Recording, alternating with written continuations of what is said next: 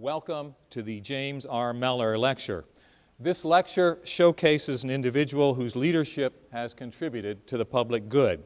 Its intent is to inspire the ideals of students and other members of our university community.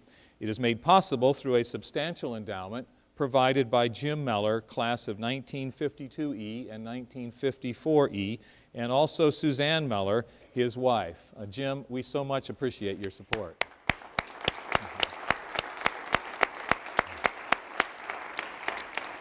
It is always good to see Jim. He came just to witness our weather here, so thanks, Jim. Today's MELLOR Lecture is hosted by the CFE, the Center for Entrepreneurship, Entrepreneurship Hour. And I'm pleased that so many students could join us here up in the dark. It's hard to see you at the moment for this collaboratively presented event. Following our keynote speaker, please remain with us for brief remarks by the benefactor of today's event. We'll conclude the afternoon with a reception just outside in the lobby area. We're honored to have with us as this year's MELLOR lecturer, Dixon Dahl, co-founder and general partner of DCM. DCM helps entrepreneurs to build high-impact global technology companies. This venture capital firm has more than $2.5 billion under management. DCM has invested in more than 200 technology companies across the United States and also in Asia. With offices in Silicon Valley, Beijing, and Tokyo, DCM empowers entrepreneurs with hands-on operational guidance and a global network of business and financial resources. It is regarded as the first Silicon Valley venture capital firm to enter China. Recently, DCM was ranked the #6 global venture capital firm by Red Herring and Venture Capital Firm of the Year in China by VCJ. For 4 consecutive years, Dixon Dahl was named to the Forbes Midas list of best venture investors in the world. He received the 2013 Special Achievement Award in Venture Capital from the International Business Forum. He has served as chairman of the board of the National Venture Capital Association. Under his leadership, NVCA's recommendations to stimulate liquidity in the U.S. venture capital industry led to the bipartisan congressional support. It's amazing that anything could be bipartisan these days, for the new job creation, legislation, and simplification of the IPO process for emerging companies. Ultimately, President Obama signed the Jobs Act into law in 2012.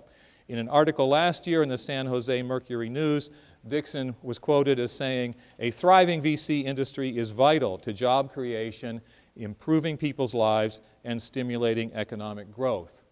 Prior to co-founding DCM in 1996, Dixon launched the venture capital industry's first fund focused solely on telecommunications. Also, he founded and ran a strategic technology consulting firm. He served on the faculty of the IBM Systems Research Institute in New York City for 10 years, and he published Data Communications, a textbook that was adopted by more than 60 universities. Dixon earned his master's and PhD degrees in electrical engineering right here in the college in 1965 and 1969, respectively, and here he was a National Science Foundation scholar. Dixon is joined today by Carol, his wife, who earned her BA in speech and also her teaching certificate from the University of Michigan.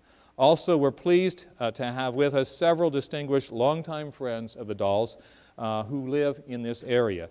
Dixon and Carol spent many years as members of the Ann Arbor community, and we are delighted to welcome them all back home. So please join me in welcoming today's MELLOR lecturer, Dixon Dahl. Thank you. Great art.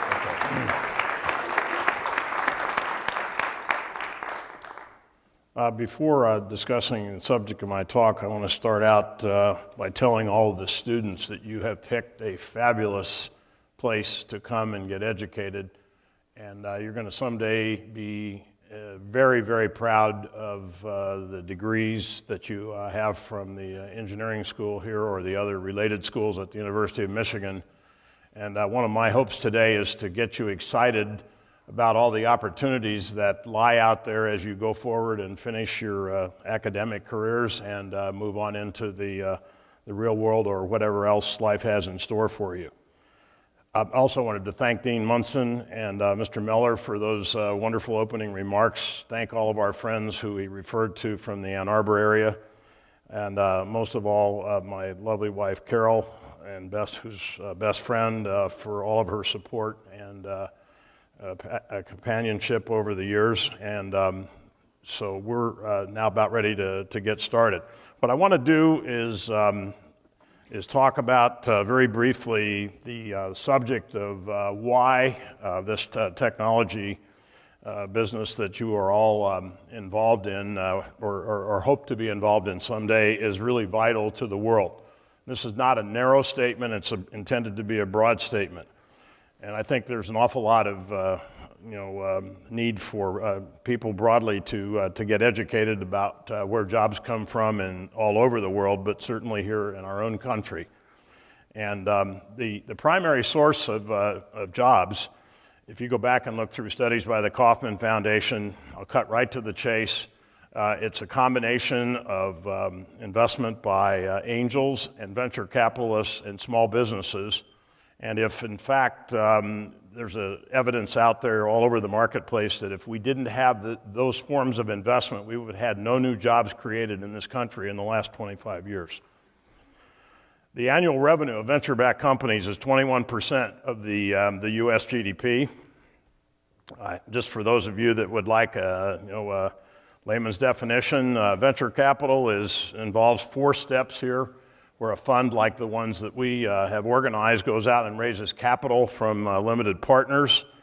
It makes investments in exciting companies for a certain percentage of ownership. We spend a long time working with these entrepreneurs, providing lots of value add, and then hopefully we have the successful exit, either in the form of an initial public offering, which is the IPO term, or a merger and acquisition event, which happens when one company acquires another one, to generate returns and outsized investment performance for the groups that invest in it. And by the way, the University of Michigan does have a very active investment program here, and so it's been fortunate to be involved in some of the best performing funds for a long time.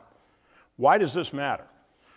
What you're involved in when you go out into the world after an engineering education here is you're going to be involved in any one of a number of different sectors. The most popularly invested sector has been information technology for quite a long time, but it isn't just about the money, it's about the quality of life impact that venture-backed life sciences companies. Recent surveys by the NVCA, National Venture Capital Association, 1 in 3 people have had the quality of their lives helped by venture-backed life science companies.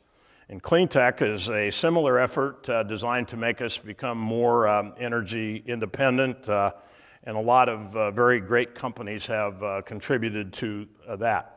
So just to summarize all of that, venture capitalists back innovation companies. Venture capital didn't exist, it's likely that none of these companies might ever have been created. And so it's not just recently, but it goes all the way back to the middle 1970s. This is a more recent example of something that wouldn't have happened without VC, namely Tesla Motor Car, which is launching all over the world now and really changing the automotive industry in a dramatic way. All right, just to say a couple of words on venture capital and its relation to job creation. The slide, or the part of the slide over here on your left, is making one simple point, and that is if you survey job creation by all companies out there in the universe versus venture-backed companies create jobs 3 times faster than all companies in general. Very importantly, this is an important fact and why IPOs are critical, is that 92% of that job creation in these venture-backed companies occurs after they go public. So if they don't go public, you don't get that 92% pop there. Another third benefit that I referred to a minute ago is that top venture investors also generate outsized returns from making investments in venture capital. And you see here the 15-year annualized performance for early stage venture capital, 82% IRR. And if you go back 20, 30, 40 years, these numbers are not a whole lot different. You can't get investment returns like that in any of the standard asset classes shown on the bottom half of the chart. So in summary, we create transformative new companies, we create jobs, and we provide superior investment returns. So Dean alluded very briefly to the Jobs Act work, and I'm going to go through this quite rapidly. In 2008, I was involved in heading the association, and we woke up in Q2 of that year and found out that we had no IPOs, zero, of technology-backed companies. That's a disaster that had not happened since the middle 1970s. So I said we had to sit down and look at it as a whole industry and figure out what we might do. This is just a plot here from the early 90s all the way through to 2008, which is the low water mark for the last basically 18, 19 years. So we decided to organize the various components of the venture ecosystem. I won't go through all of these here. It's a complex ecosystem, and you have to come up with policies and changes that everybody buys into or they won't work at all. So we put together a 4-pillar plan and unveiled it in the spring of 2008 that resulted in recommendations of things that could be done by the venture industry and by the government in tandem. We worked 3 years with a team of people here. This little photo was taken from the White House when we were signing the Jobs Act. And it actually is amazing to repeat what Dean Munson said, that some bipartisan legislation can come out of Washington, period. And I'm hopeful that that'll happen again going forward. So we'll skip over these details here so that we have other things to talk about, but there is hope that you can actually get something done here that's going to be positive to the economy as a result of some of the changes that have been made now to stimulate IPO activity. So the last point in this chart then is to simply say that since the Jobs Act was passed, you see the capital markets have begun to improve very considerably, going up from 65 tech IPOs in 2013 to 115 this year so far. And that same outstanding performance is being observed in both Europe and Asia as well. I want to conclude this portion of the discussion by calling a couple of remaining points to mind in a venture capital survey that's conducted every year by Deloitte & Touche. They surveyed respondents in, I think it's about 15 countries here. The U.S. came in as the country in which all the survey recipients had the most confidence of making venture capital investments. However, there's a big problem also. We are dead last in terms of the country where people have a belief that the government will support venture-friendly investment policy. So we're working to change all of that, and these kinds of steps, immigration reform is certainly very high on the radar screen today. And we're hoping that the next couple of years here will help us make some additional changes that will further improve this very important system. What I'd like to do next is to talk to you a little bit about some of the experiences that I had during my time here at the University of Michigan. And you can think of me as somebody that was here in your own shoes back about, I don't even want to mention how many years it's been so long ago. But I got to Michigan because I didn't really honestly know what I wanted to do, but I came up here and did my master's, and that clock ran out awfully fast, and last thing in the world I wanted to do after the first year of master's is to go and get a big job with an aerospace company in Southern California. So I decided to sign up for the doctoral program, and I went through a lot of interesting experiences. I know many of you are undergrads, so maybe someday you'll be able to, to get to, experience the joys and the tribulations of doing a doctoral program. But one of the things that that happened to me as I got through my, prelims and so on and so forth, I was given the opportunity to take on some part-time work with a number of companies here locally, and so that kind of got me involved in being exposed to business. And so everything in my mind said, Dixon, you really like this technology and all the other stuff that you're studying here, but you also have I had a considerable interest in doing business as I learned from some of these brief consulting experiences. So I ended up going to work for a startup right after I got my doctorate, and this was one of the most informative experiences of my life. It was a startup here in Ann Arbor that failed. And everybody was laid off and all had to go out and find new jobs and start all over again. But what I concluded from that experience was that there were a lot of venture capitalists out there in the world that didn't know what they were doing. And so I said, this might be an interesting business to go into someday and try to do it right. So I spent a number of years working for on a consulting basis for IBM in New York City, where I traveled back and forth. That's where I had the opportunity to publish the book. And this consulting success and some of the other activities led me to start getting requirements and requests for helping telecom and networking companies in Silicon Valley. So after a lot of deliberation, I decided to go into the venture capital industry for a career in 1985. I'll fast forward through a couple of points here because Dean Munson indicated some of those accomplishments. Since 08 and 09, I've been very passionate about the subjects that I talked to you about in the opening remarks here.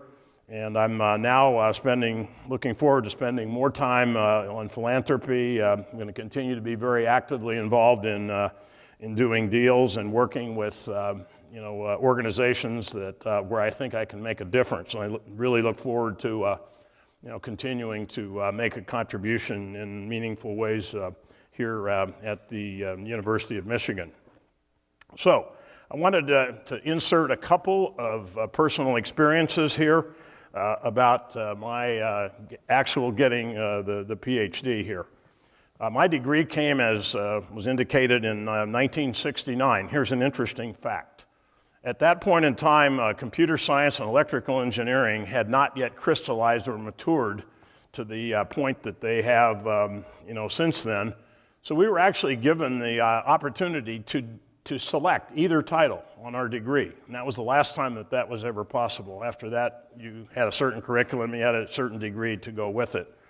So I decided to pick the EE because I felt it would be more generalized and more broadly applicable rather than computer science, but we certainly had a fabulous computer science training, as I'm sure you guys and gals are here in your experiences at Michigan today.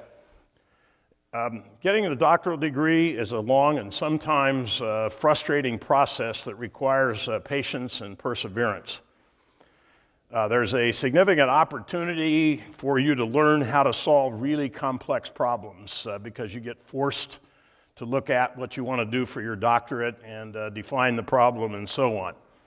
You have to have a support system. I was fortunate to have Carol and my family were completely 1,000% supportive through that whole exercise. And you have to look at the theses and to see what it's like. Look at the end product that you're going to produce before. So I went in one day to Norman Scott, who was one of my advisors, and I just picked a book out of random from his bookshelf, and it was called The Relational Model, and it was done by somebody named Ted Codd. It turns out that about 5 or 6 years later, that thesis inspired and led to the formation of one of the greatest technology companies in the world today, the Oracle Corporation, which was based on a computer implementation of the original work that was done in that thesis here in Michigan. Another little anecdote is I had a really good friend who sponsored us in Silicon Valley by the name of Don Lucas, and he only allowed 2 companies in all the years that he was there to start in his office, and one of them was Oracle, and the other one was my firm, Dahl Capital Management. So there are a lot of good things that can come out of an advanced degree here at the University of Michigan, and I'm very fortunate to have been able to have that experience. The only other thing that I can say that I learned from getting my PhD is there's the old saying about you can fool some of the people all the time and all the people some of the time, but to get a PhD, you only have to fool one person one time. Let's see here. So I think we're doing pretty well on time, but I'd like to next turn the topic of the discussion here to some interesting new areas that get me excited, and this is mainly for the benefit of the students, but obviously for everybody else. This is in no order of priority, but I want you to know I've never seen a time or a place in my career where there is more opportunity for talented engineering students to go out and break new ground and change the world in a better way and possibly start companies, work in your own firm, etc. So one of the things that when I met Dean Munson the first time, we talked a lot about things. We had another good chat this morning. I become totally convinced, even though life sciences is not my area of expertise, that the opportunities for engineering students to make a huge difference in the life sciences area has never been greater. And I think that you should just pay a lot of attention to that, especially if you have any interest in that particular area.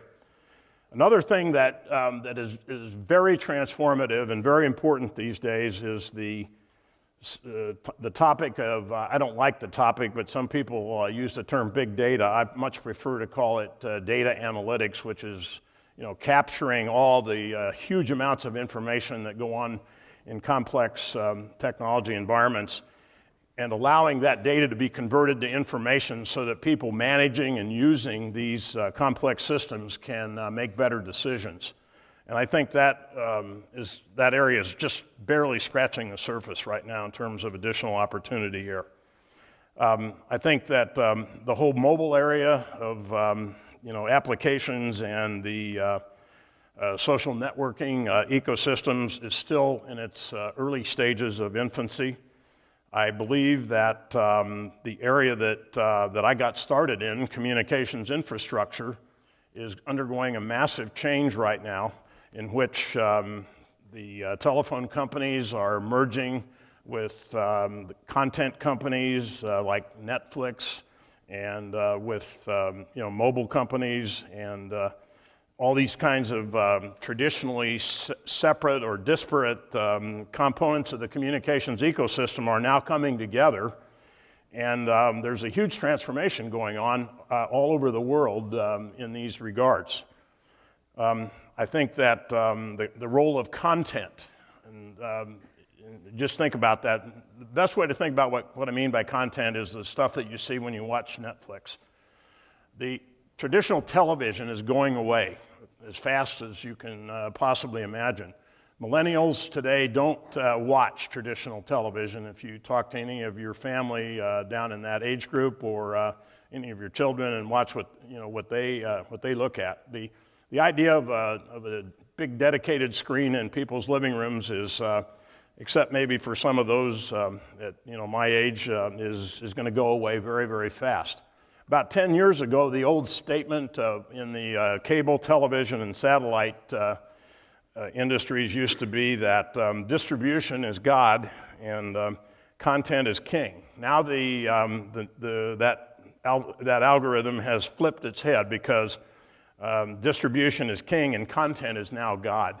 Content is everything, and it's all about not just being used for entertainment either, but it's the video training and packaging that you experience as a student on all the different websites that you go to in order to learn about a particular subject. So I think that that's going to be a booming business for many years to come, both in terms of the entertainment component as well as the education component and many other different uses beyond entertainment. Some more here. Environmental protection is obviously important. We don't maybe appreciate it here as much as we should, but if you go to Beijing sometime, you'll find out that the lives of people over there are being cut 10 to 12% short because of the pollution. And the Chinese government continues to talk a good game about doing things to fix that, but by the same token, if they shut it down, they're going to end up completely disrupting some of their conventional industries there, and so they've been very reluctant to do anything about it. Energy efficient enhancement, robotics, drones, driverless cars, cybersecurity, and new waves of self-learning enterprise software tools that focus on more on the context of the acts being formed. And this is all done with the purpose of helping workers in big businesses spend less and less of their time processing email and doing routine chores and tasks and more time making important decisions. So I think in conclusion, I'd like to leave a few words of wisdom and some of the lessons learned. I think for sure that success in almost every organization that I've been involved with, including the ones that I was directly involved with versus those that I financed or worked with to help build, depends on the building and construction of great teams with great leadership. I'm going to encourage everybody here to be very curious and think for yourself. Think outside the box. Conventional wisdom frequently isn't. It's okay to fail. One of the things that differentiates Silicon Valley more than almost any other place on the earth is that it's widely considered okay to fail. I mean, Steve Jobs, who was the legendary person that did the Apple and came back again and he had 2 or 3 failures in there, and nobody ever thinks a thing about it. The only thing that you can be criticized for in the Valley is not trying and not venturing in something if you think there's a reasonable shot at it. For government and educators, I think that the right thing to do is to make heroes of your brightest stars. And I appreciate the invitation here today from Dean Munson. I think that the University of Michigan, across all different departments, and if it wants to really become continuing to be increasingly viewed as a great entrepreneurial university, you should find lots and lots of heroes here and have them come back and provide these experiences to share them with the students. And I'm honored that I'm able to be able to do that here today. So, final comment. Innovation is truly global. The U.S. is the favorite country for it, for investment, but not for government policies that support entrepreneurship. And so we manage, as usual, to continue to make great progress as a domestic economy, in spite of the fact that we have to do it without getting any help from our government resources. So I hope that I've given you some good ideas and helped you understand how this complicated ecosystem works. Again, I can't thank you enough for the opportunity to be here today, and I'm going to conclude now, and then we're going to open it up for questions. Thanks very much.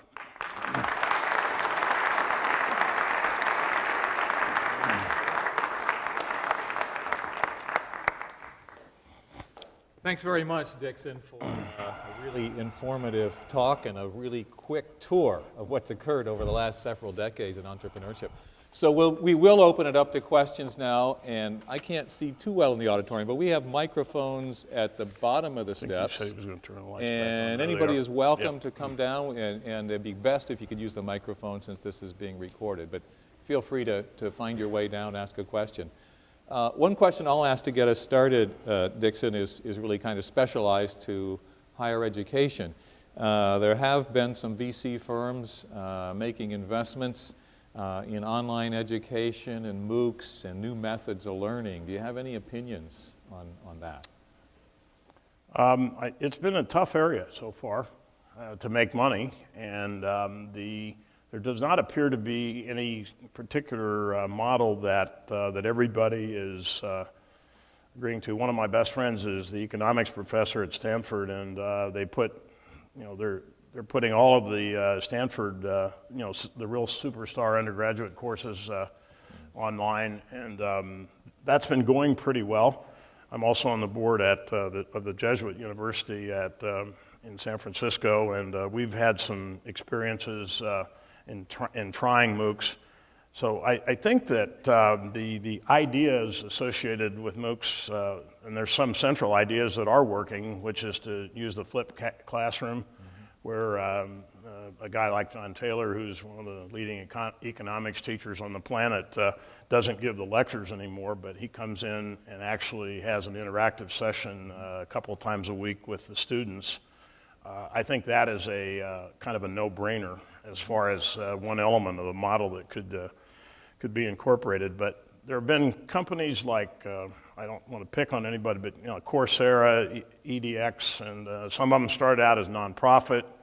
It's hard to see that, that I haven't seen any of these models really taking off. So I don't think that there are any definitive winners in this space, with one possible exception, and that would be Sal Khan at the Khan Academy, okay, which right. is a form of what you're talking about.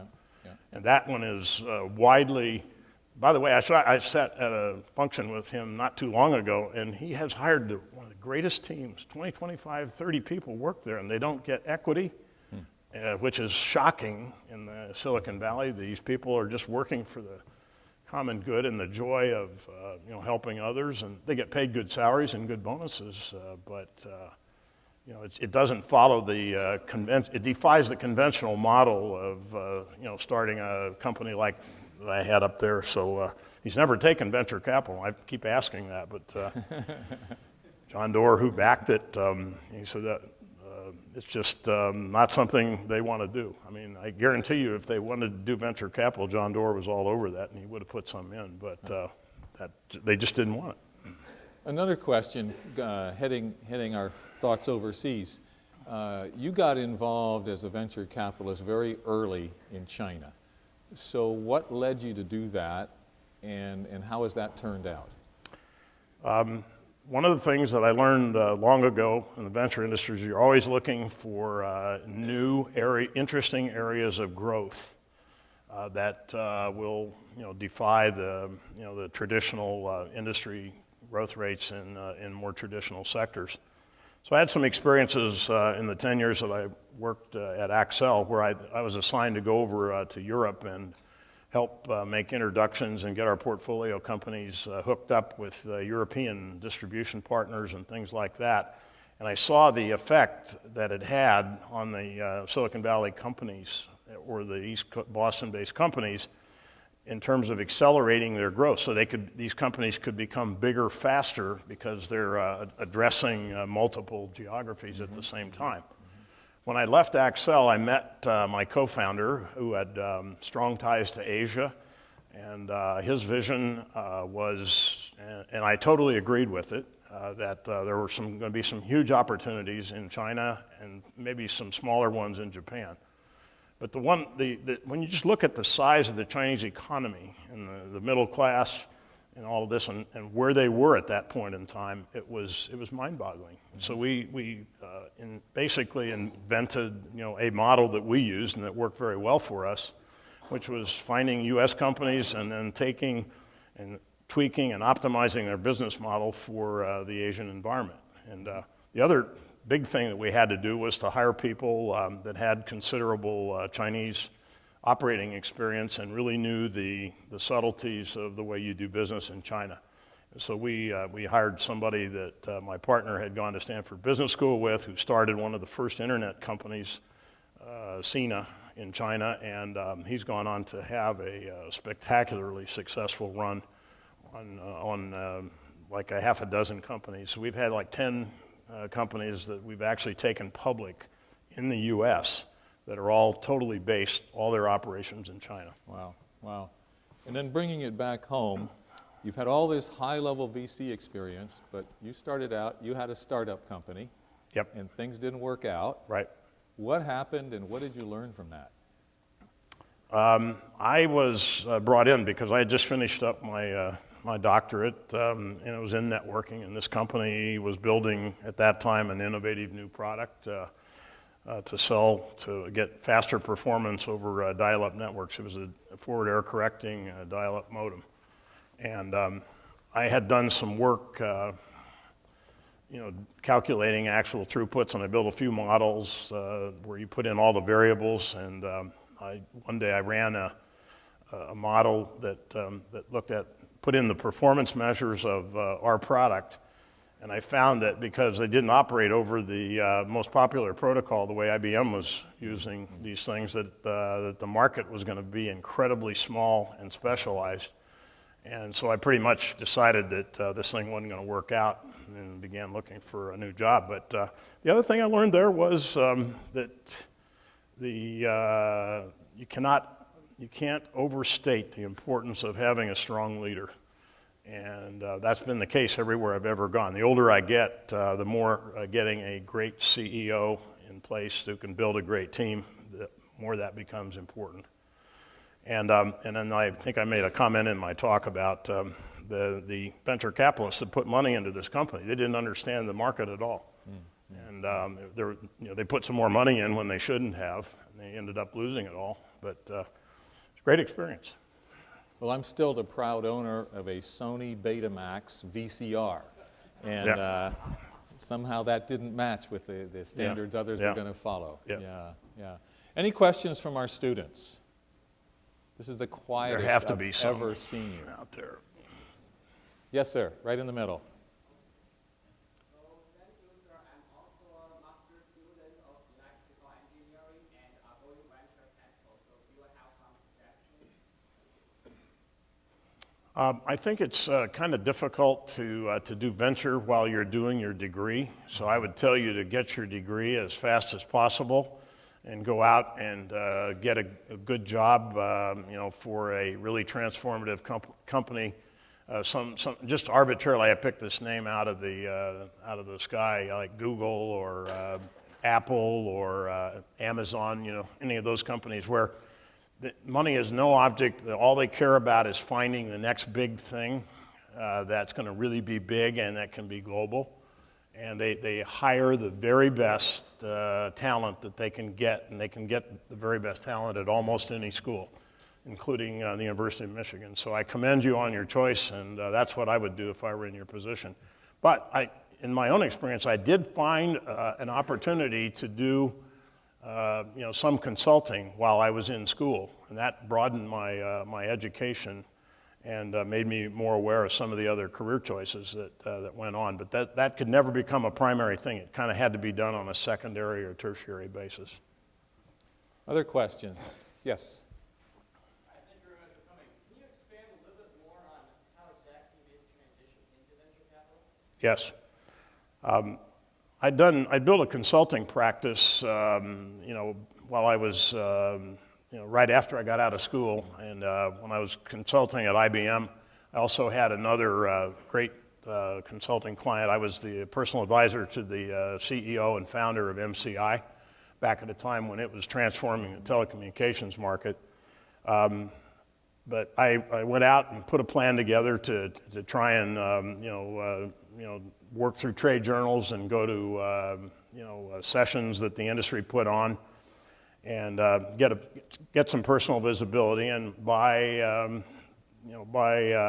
doing that, I hope to get establish myself as an expert in an important area, and it worked.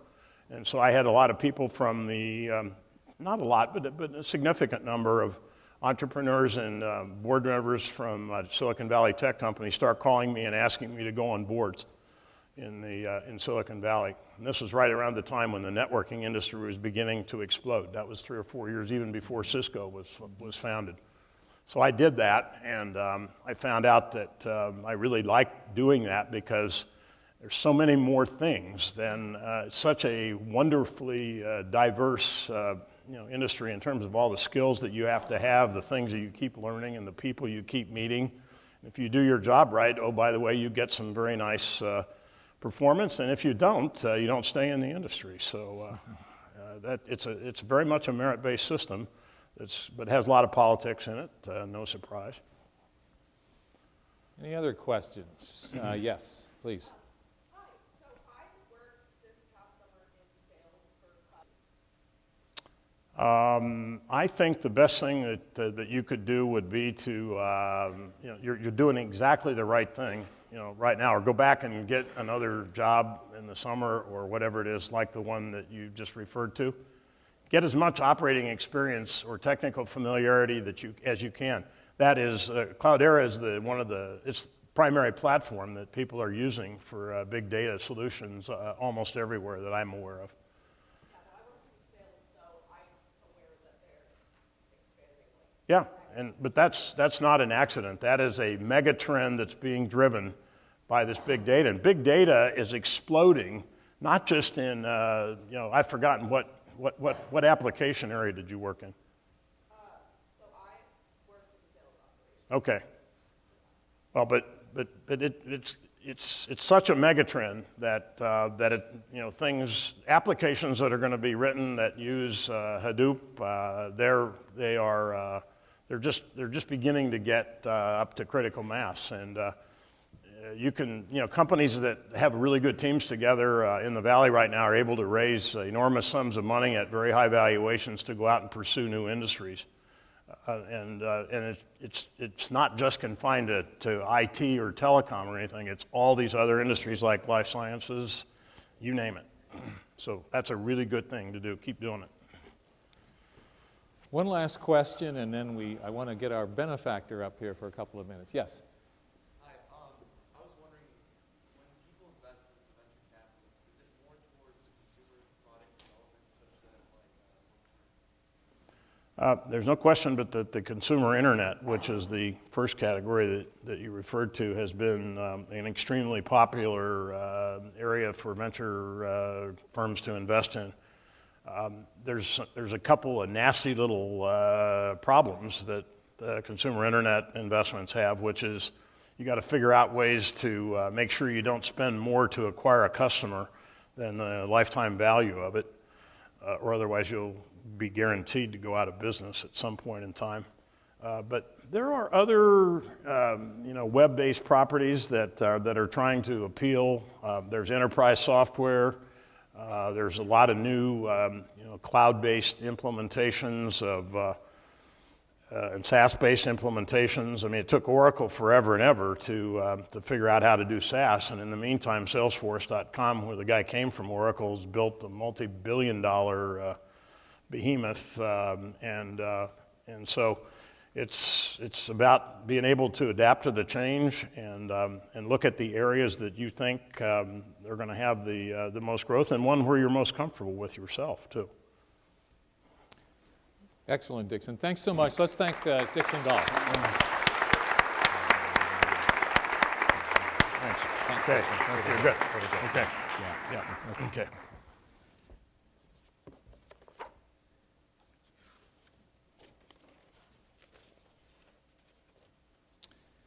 Well, thanks very much, Dixon, for sharing your experience with us.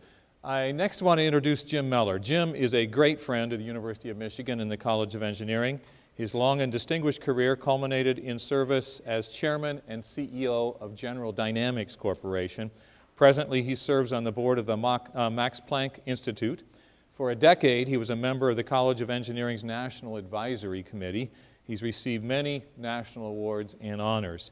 Raised in Detroit, Jim is a U of M alum who earned his bachelor's degree in electrical engineering and mathematics and his master's degree in electrical engineering in years 1952 and 1954, respectively. He and Suzanne, his wife, offered tremendous support to Michigan engineering, and that support has included making today's lectureship possible. Please join me in welcoming back to campus Jim MELLOR.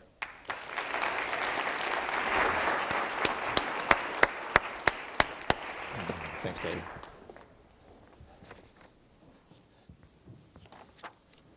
Thank you, Dave. I'm always pleased to return here to Ann Arbor, but not in this kind of weather, I've got to say. Dave, maybe next year we can think about having this in April and May or something like that.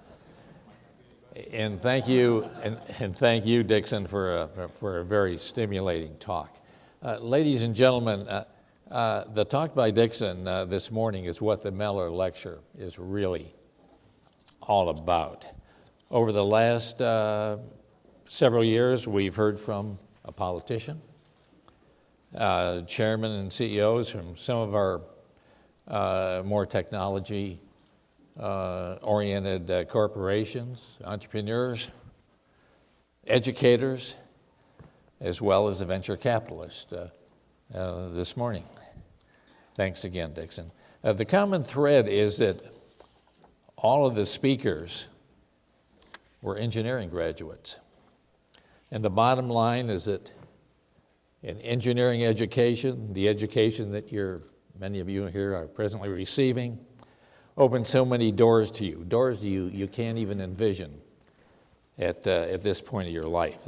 The analytical training that you receive